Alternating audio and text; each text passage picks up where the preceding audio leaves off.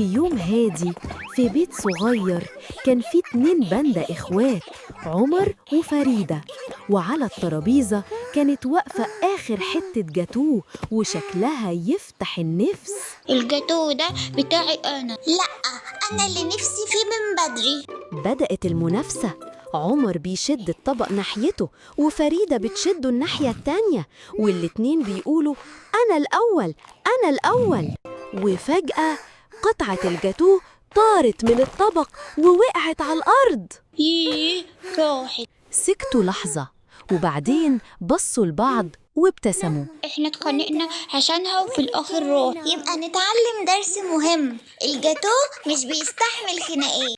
عمر وفريدة اتعلموا إن الخناقة ساعات بتضيع الحاجة كلها، لكن المشاركة بتخلي الطعم أجمل والضحكة أحلى. وعندي ليكم مفاجأة، اللي عايز قصة باسمه يكتب اسمه تحت في الكومنتات، أما بقى أكتر حد هيعمل شير هو اللي هنختار اسمه للقصة الجاية.